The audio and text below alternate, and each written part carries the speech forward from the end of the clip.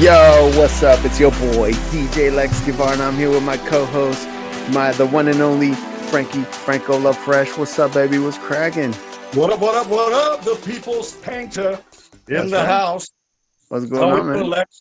Want to get down here good. during the COVID? Mr. LeX Guevara feels nice. It's really hot in my room. Here. We miss you here at the LeX Be Frank studios up in Twin Peaks. I know, dude. I miss getting out of this house. I super miss getting out of this house. I wish I was like out there with you guys, just hanging out, having a drink, having a beer. But there's nothing like having a live podcast. I mean, people there in the room with you. It's a completely different vibe. We can start that. But we got to do with this now, and so we got to keep it moving.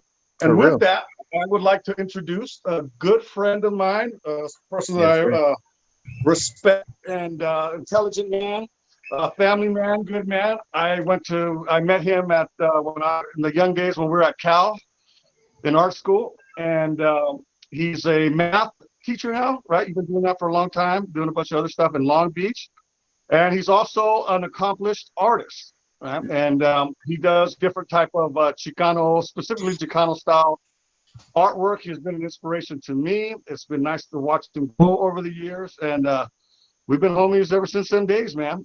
Yeah. So Eric, what's up? Well, hey, thanks Lex and Frank for inviting me onto your show. I'm really excited to be here. And like Frankie Fresh said, him and I, we've been boys for about 20 years now.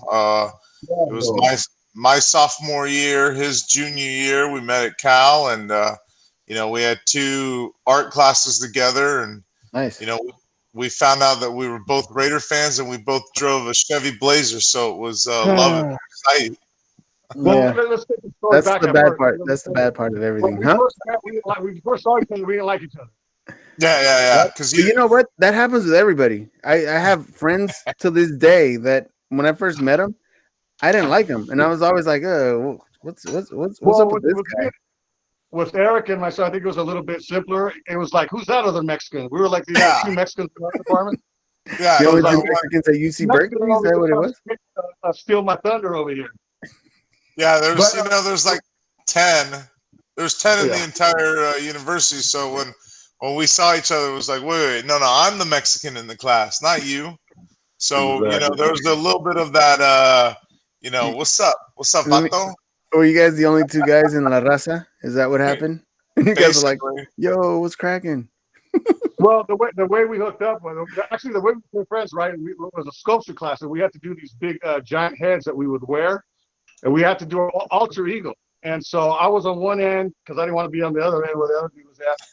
And little by little, you're watching these little heads come to life, and then I'm building. Joker is my alter ego. I'm building it, and on the other end, there's Batman on each side of the classroom.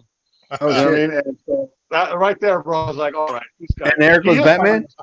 Yeah, Eric was Batman? Oh, shit. Batman, yeah. And then the whole Raider thing. Yep. Hot Rod Randy. Yeah. Find him on Facebook. Yeah. I don't think he still teaches there, but I think I'm friends with him on Facebook. And that's the teacher. Did you keep your work lately? Oh, it's not done. I remember you had your critique. She was so funny. Anyway, so we hooked up. Then I saw you do you did some other little play. You made some puppets, and then I realized you're a Raider fan, and I was like, oh, okay, this one works. Okay, I get it. And then I seen him with the Blazer, and I'm like, oh, we had both exact same Blazer, same year at least. Like, oh, same model. We're talking about Blazer trucks, not Blazer jackets, right? Yeah. 89 Chevy Blazer. The proper college vehicle, right? Yeah, dude, that's seriously the proper college vehicle, dude. Yeah, and then I came back to visit, watch you graduate. We hung out here and there. We always kept in touch, and I took off to New York right after that and did my thing. You went out and got married and had kids, which is a mission in the Mexican thing to do. That's the Mexican thing to do. Move out, have kids. I got a And then you got back. Then you went to grad school. What year did you? How long after you graduated from? Well, what year did you graduate at Cal? So I graduated Cal 2001, and then I started teaching. I taught math for 5 years. Right now I teach art. I've been teaching art for like 9 years. Nice. But yeah, Actually, bro, that's for teachers, bro. You should stick to the man. 2010, I decided, hey, I told myself I was going to go to grad school about 5 years after Cal, and it had already been 7 by then. So I was like, it's do or die. I need to do this. How old were you when you started? I was 30. I was 30 when I started. Okay, so I got mine when I was 30. Yeah. 30. Yeah. So good. Wow. So, but you forgot to tell the part before you got into grad school. You were inspired by your homie Francisco Franco. Then you. Well, I mean, doesn't that go without saying? But for real, Frank, like Frank was on another level at Cal, and I always aspired to be like him. I knew. And that, he's a very talented guy, and so he is. I was a little older than you. Yeah. Well, and I think. Well, but I do think that you also kind of got that training that early on that I was hungry for, that eventually I got at LCAD. Yeah, we had this because we were still steeped in that art school, abstract, conceptual stuff, and they were still trying to distract us from doing any kind of drawing or figurative stuff. And I was set in my ways, man. I wanted to go to that school in New York just because it was the only one at the time, and it paid off because now. Not listening to your teachers pays off sometimes. It ended up now it's everywhere. It's a trend now. Yeah, you know what I mean? So to Eric's students, don't listen to him, right, Eric? That's what Frankie's saying basically. He's like, don't listen to your teachers. Hey man, they don't. They don't, man. You gotta follow your gut. For sure. Always follow your gut, for sure. Yeah. I got a couple students that listen to me, but there's a lot that don't. You know how this younger generation is. They think they already know. So. Oh yeah. Well, that's because you're teaching high school. That's why I would never teach high school. Because it's like I would never want my students talking to me the way I used to talk to my high school teachers. and if you teach it like as a professor at college level, you can just say, hey, bro, you're paying me to be here. You know what I mean? You're the one leaving. You know what I like about high school girls is I get older. They stay the same age. You sound like Trump right now, bro. This is not a Trump endorsed show, by the way. Well, this is cancel culture, bro. Hey, edit that out. Dude, that editing is only the beginning and the end of the show, so I don't know what we're gonna do about that, but whatever. It's all good. I'm more into college girls, so. I was going to tell you. So I was looking at all your artwork and I felt a little inspired by all the you have like it's very political, it's very loud. I love it because it sends a message, and it sends a message to all the people that are like, pro Trump and shit like that, because you know what? We're living in an age right now where Trump just fucking sucks. You know what I mean? And it's just people don't see it. No, I'm sorry. I'm sorry to break that to you, Frank, but no, but it's like I love your art, man. It's inspiring. It's like it's cool. Thank you. On that note, tell them about the Trump show that we had that you put together that we were in, and that was a good one. About that show. So in 2016, right. Or 2017, right after he was inaugurated, I had contacted a studio or a gallery called Avenue 50 Studios there, and shout out to them. Yep, shout out to them in Highland Park, and the lady that runs the place, Kathy Gallegos. Shout out to Kathy. Shout out to Kathy. Thank you, Kathy. I proposed my idea for, to have a show 100 days into his presidency. Yeah, wow. The first 100 days. So we set that show in May of 2017, and I recruited, a bunch of black and brown artists. And, the message was that this was going to be Art is Resistance, a show centered around works and artists that are fighting against the Trump agenda. and that administration. That was the first 100 days. We were planning that. We were talking about the show as soon as he's in office. So it's like we were calling it our even. I mean, now we're in the place that we thought we would be. Yeah. It's funny that people even will try to argue that. I mean, people were probably more arguing the point back then, sticking up for him or whatever. But here we are now, man, and it's like, I mean, we knew it was going to be all bad. At least I did. You want to know something? You want to know something? You just said something. You said we did this way before he even was even in office, right?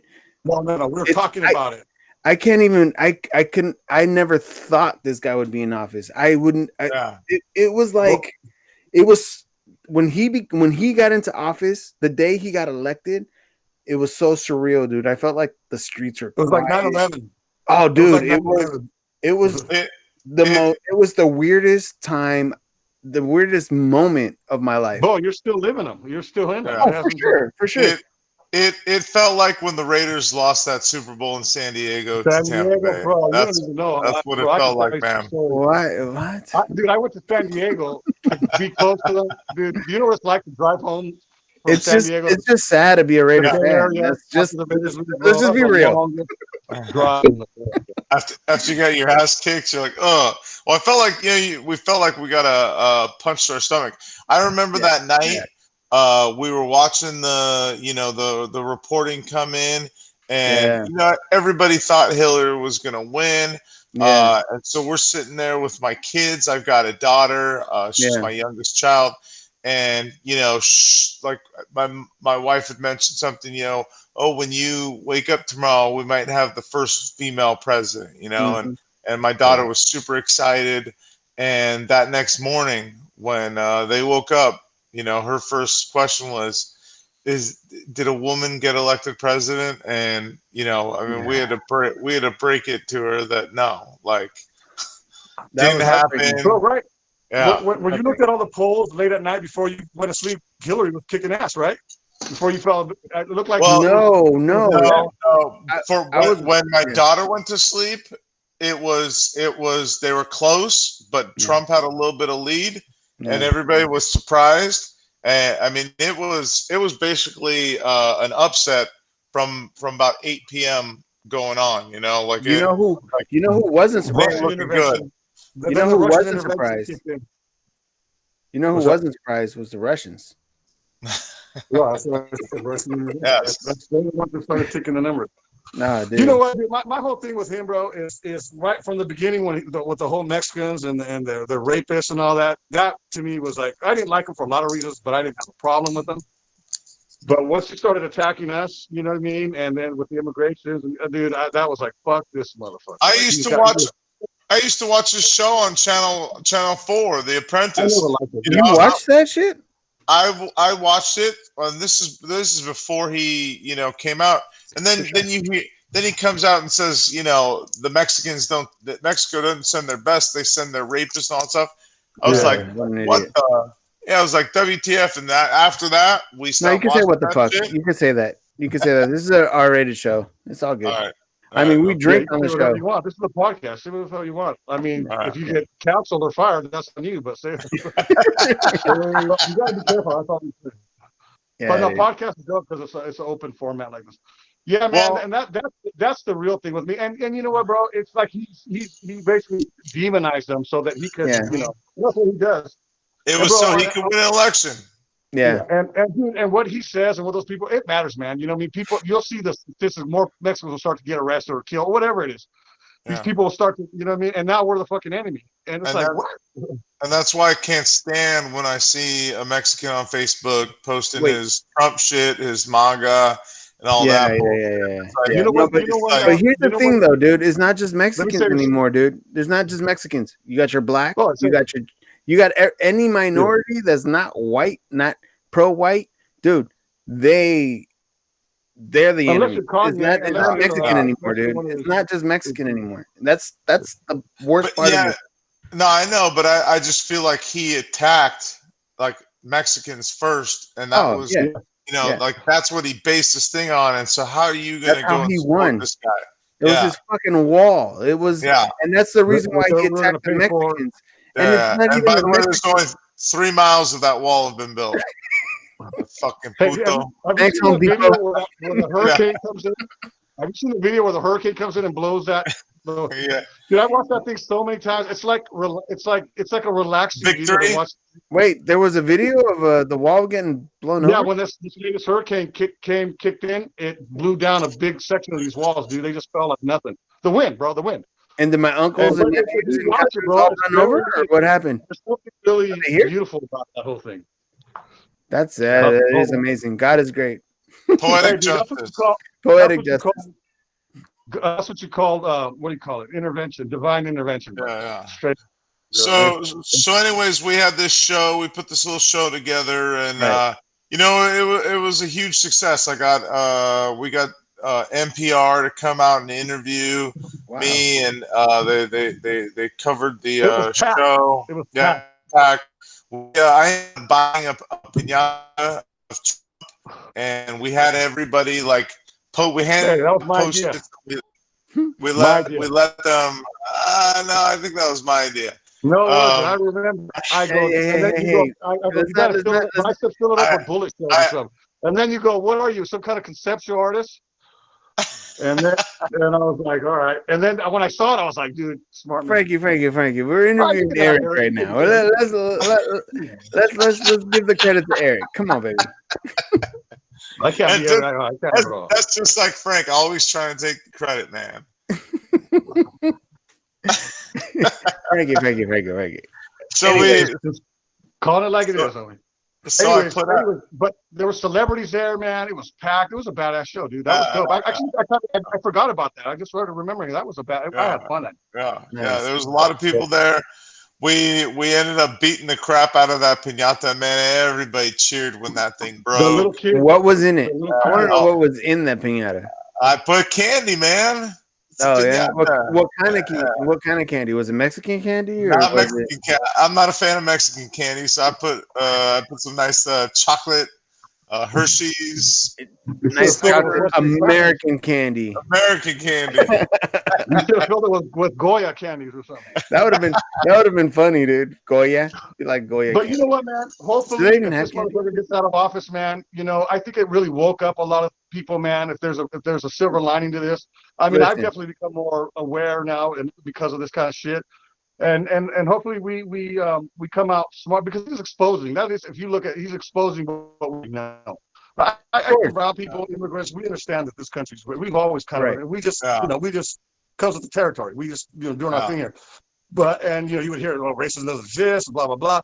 But I'm glad that at least it's out there now, and you can't fix a problem until you admit it and diagnose it first, man. Yeah. So hopefully, if there's a silver lining, that's going to be it, man. Here's the problem. Here's the problem with this. Okay, right now he is running for president or re-election. Right? He's running for re-election. He's already putting up shit where he's like, oh, you know what? People are gonna have to vote through the mail, and that's not gonna work. It's blah, blah, blah, because he knows he's gonna lose. Dude. So if he loses, this is what's gonna happen. He loses. He's gonna resist letting go of being his president. Leaving, yeah. He's gonna fight it. These pendejos that follow him are going to be right behind him, and there's going to be rioting in the streets. Yeah, sure. It's going to flip. It's going to flip. 100%. It's definitely a possibility, and that's what's scary, you know. And what's crazy too is that the post office, dude, is one of the greatest. The American Postal Service is one of the greatest inventions in the world. But not the postmaster. There's nothing better out there than the Postal Service. As far as, I mean, it's not perfect. And for the price that is, it's an institution, a foundation. You go to other countries, you ain't gonna get your mail unless you're 100% right. You're 100% right. He's hobbling this shit, man. You know what I'm saying? So that he'll do anything and say anything just so he can win. And but guess what? Guess what? He has a lemming as his postmaster, dude. That's the problem. And now all of a sudden, everything's crooked within our. Oh, you didn't say that 2 months ago. Yeah. Well, you know, he's like. We can't rely on the Postal Service for voting, but it's okay in Florida because he needs them to vote in Florida for him. Yeah. So he's just he doesn't want more voters. He doesn't want more voters. Yeah, he's trying to voter suppression. And he's like, dude, this guy is an American. He's a traitor to me, bro. I call him a traitor. He's un-American. I mean, dude, to me, he's the and these people that follow him is crazy. They think they're America, but least patriotic. Everything about it, man. You know what I mean? It's just the collusion, man. Like, pardoning all these fucking dudes that he's these criminals, man. You know, and racist. Remember when we parted that dude from Arizona for this civil right or civil whatever? The guy, the cop in Arizona, where right there, the sheriff. This guy. Yeah, the sheriff, that cocksucker mother. I remember that. I remember that. And just to let him out. Joe. Yeah, Sheriff Joe. So, it's like that's another puto. Exactly. Dude, he's puto number one. That guy needs to be in prison. He needs to be in prison. Dude, Trump needs to be in prison. But guess what? There's a committee being made. There's a committee being made, supposedly, of a group of people that are gonna convict Trump after he gets out of office, because no president can get convicted. So listen, I mean, that's a possibility. No, this is the problem. I think he'll go to jail, dude. As soon as he's out of office, he's gonna go to jail. Let me say, look, once you reach the highest echelons in American, like there's rank, right? There's the military. He's at the top of he's the president, right? Basically, they protect each other. They protect each other. Also, you can't really do anything, and we've seen it time and time again because we can't touch him. He's getting away with all this bullshit because he's the president. I think that's why it's so important for him to stay that way too, because there's repercussions, that could come up. But we're seeing how much these motherfuckers can get away because he's up on that. He's the king right now, basically. But you know what? You know what's funny is that because of what Michelle Obama said. You guys heard about this, right? Michelle Obama kind of, did a whole speech and called him out and all that stuff. And you know what Trump's response was if it wasn't for your husband, if it wasn't for your husband, I wouldn't be in office. Yeah, well, that's what they said, because remember there was this roast and Obama said, where it all started. That's where you'll never be president. Yeah, at least you'll never be president. So that's what they think. Oh yeah, and he's systematically trying to take down everything that Obama put up. That's like the jump and the remove all these things that he put in place that were good. They want to undo. That's how racist this country is. That it just wants to undo everything because he was pissed off. Because he was black, and because he was black. Yes, exactly. He was a black president, and it worked. He ran the country, and it worked. And it's probably why we got a racist after that too, because there was gonna be people are showing the real colors now more than ever. In order to make that progress to finally get an African American to office, you knew that there was going to be a huge backlash, and that's what we're seeing. It's like, they couldn't stand that for 8 years we had a black man in office, and so all the cockroaches came out of the deepest, darkest pits and voted for Trump. And you know what? That's funny, because you know what? Now I'm having a theory that, how back in the day, I mean, now it's like, oh, you know what? We're not going to vote because, no black man's ever going to be in office, right? Oh, I didn't think he was good. I didn't think I'd see it in my lifetime. Oh, right. Me neither. But I'm surprised he wasn't shot. To be honest. Well, that's what I was. But you know what though? Why would you want to shoot someone that's doing good for this country? I mean, that's what I wouldn't, but the's a lot of racists that would. That's 100% true too. I mean, Reagan got shot. All this garbage people that follow Trump, there's deplorables or whatever that love him, and they're idiots. Most of them, they're trash. A lot of these people, it makes them feel good to at least be better than black people in their minds. Yeah. So they'd rather drive this country into the ground and feel superior to these black people because it justifies all their mentalities and the way they live their lives. And you know what that brings up? You know what? That's called colorism. It's not racism. Yeah. It's colorism. Well, it's racism. It's right. But I mean, we have colorism in our own countries. Oh, in Mexico, in Mexico, if you're dark, you're not considered to be elite. But if you're white, oh my God, he has blue eyes. Oh, we're Spanish. We're not. No somos indios. You know what I mean? And they rule the countries. And they rule the countries. Exactly. Yeah. In Mexico, I get treated differently. You know what I mean? But I'm not. Like a white boy. I get treated with respect when I'm out in Mexico. Oh, okay. And you know why? And you know why? Because I speak Spanish and I'm light skinned. And everybody's like, oh my God, he's light Mexican. And it's like, no, wait, whoa. I have cousins and I have nephews that are dark, but whatever, dude. I'm gonna tell you a sad story. I'm gonna tell you a sad story. My own father, being from Mexico, I was born, dark, super dark. My grandfather's Native American, here native from California, and my dad looked at me different because I was darker, because I was more like my mother's side. You know what I mean? And my brother was lighter, and there was a different type of dynamic that just because I was born like. I love being the color I am. I don't give a fuck. Of course, you got to love yourself. But here's exactly why I said it's not racism; it's colorism. Frank, do you think that's colorism, not racism? Frank, do you think it also could have been because you were uglier than your brother too? Yeah, it could have been part of that little ugly little brown turd or whatever. But it's funny. See, my dad's funny, man. So my dad's, he was like, he says stuff like, he was man, he goes back and everybody wants to be Indian now. He's talking about people in Mexico. They're all natives. He goes, well, when I was growing up, you were embarrassed to be an Indian. He goes, it was like an embarrassment to be an Indian. They call it Indio.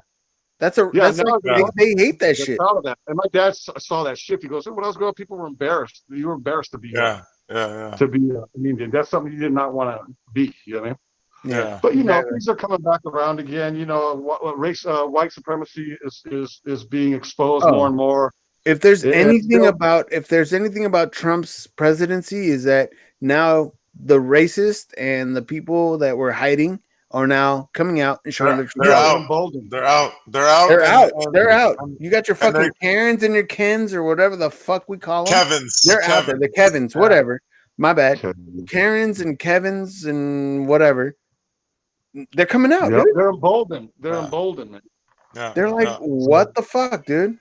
So hey, real quick, I wanted to change gears because I wanted to speak to something that Alex had mentioned, and it brings up a relevant point and a story that Frankie and I have together. You mentioned that you liked my work because it was loud, and I take that as a compliment because it is like my work. I want it to be. Yeah, I want it to be loud. I want it to be in your face. Mm-hmm. With my artist statement, mm-hmm. I list all the artists that that have influenced me. And when I was going through that list, I was thinking, I'm like, what? There's one artist on this list that's not a painter that I'm not mentioning, but is probably more of an influence than any of these fucking painters. Mm-hmm. And that's my homeboy Zach De La Rocha from Rage Against the Machine, and like that band. If that band was never formed, I would not be a painter. Yes, right? And his father was a famous painter. A famous Chicano muralist. Yeah, he's from the Bay Area, right? Yeah, it was from Los Four. No, they're from Los Angeles. Los Angeles. He's part of Los Four, and his dad was a badass Chicano painter, and if it wasn't for that band, I would not be a painter. And when you look at one of my paintings, I want it to hit you in the face like fucking Killing in the Name of does when that comes onto the speakers, By the way, so let me just say one quick thing about this. So we start the show with the Rage Against the Machine. Shit, I can't even remember the song right now. What is it? My Idea. I don't remember it being yours. Turn off the radio. Hey, don't you know everything's Frank's idea? Isn't it? Yeah. But you know what stuck out? It was that line that stuck out to me. It was how's that line? The main line. Kill that wax. It goes the Guerrilla Radio. Guerrilla Radio. Guerrilla Radio, yeah. And I like that as an intro because it was like that's what we are. This is like the Guerrilla Radio. This is Guerrilla Radio. Yeah. I wanted to say, Rage you know, come on our show. Come on our show. We're gonna have Eric back here too, so we got you guys back. I know we're not paying you anything for letting us use your track, no, but you know that's what I wanted to get to. Is like I threw this on YouTube, and YouTube was like, "Sorry guys, you can't use Gorilla."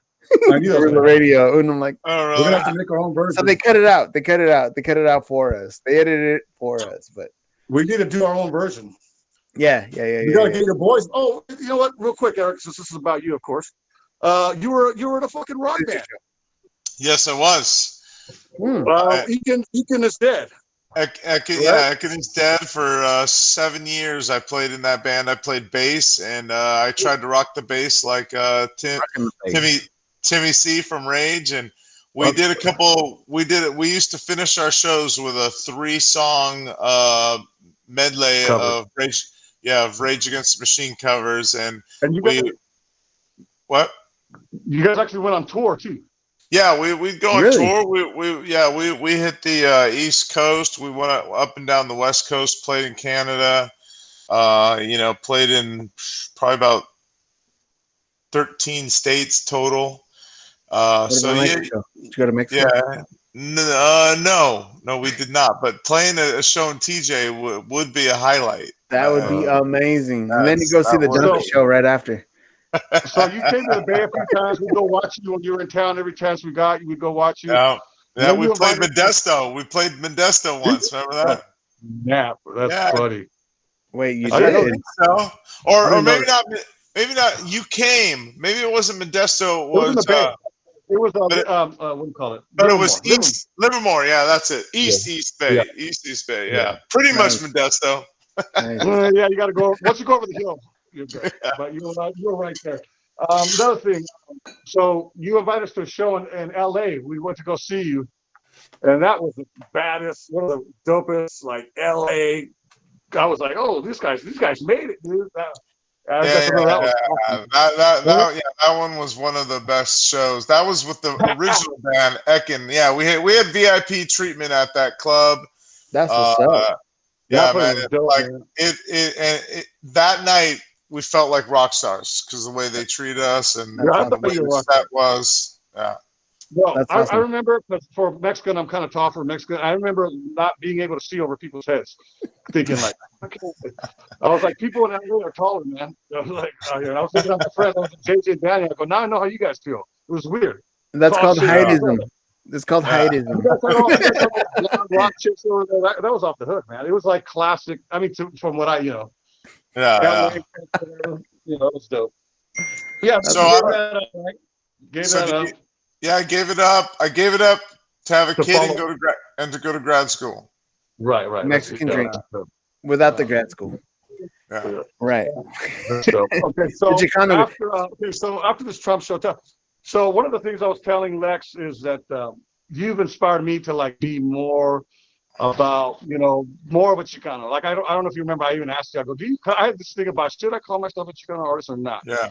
And it's not because if I'm going to claim something, I have to know what I'm going to claim. I have to understand it. And I went to you, and you had done some reading, you had done some writing and research. So I came to you, and I was like, "What's your take?" And the way you explained to me, and I go, "That's it. I'm a Chicano artist. Right? I'm going to wear that as a badge of honor." And I have ever since. I think the same thing with Sergio Terran. Same thing. Yeah. He says. Yeah. He goes. Eric makes me want to be Chicano. He makes me prouder to be a Chicano. Sorry. Yeah, because I remember talking with Sergio, and he was like, this is just the work I make. He's like, I don't really consider myself Chicano, but he's like, but you are. He understands that the work is Chicano, and like my whole, because I was writing my thesis at the time, and trying to build a body of work and try to figure out what it's about. And everything that I was painting, was about basically my culture and my people, and for me it's, and maybe not Lex knows how this feels, but as a light-skinned Mexican growing up not speaking Spanish, a lot of times Yeah, I used to get called Wedo, and oh, you're not Mexican. Oreo cookie. Yeah, you're not Oreo Mexican. I don't think Oreo cookie applies to him. Okay, the other one. The reverse, the vanilla cookie. Coconuts. But that's funny. And to me, I always, inside I felt Mexican as hell, and I didn't understand why people were hating. So for me, I had to work so hard. I felt like to prove that I was Chicano. That like, I'm like, this is it. That's who I am. So let me ask you this. And I'm sorry to cut you off, but no worries. I kind of want to know. I don't consider myself Chicano. I consider myself Mexican American. We always, Frankie and I always have this conversation because it's like, I'm Mexican American. My parents are Mexican. I was born here, right? Yeah. But my root, my heart is Mexican, is Mexico, right? Yeah. Yeah. Can I get some? So with that, real quick, and I think that says a lot. If we can elaborate on the Chicano thing. A Chicano is it's a stance that you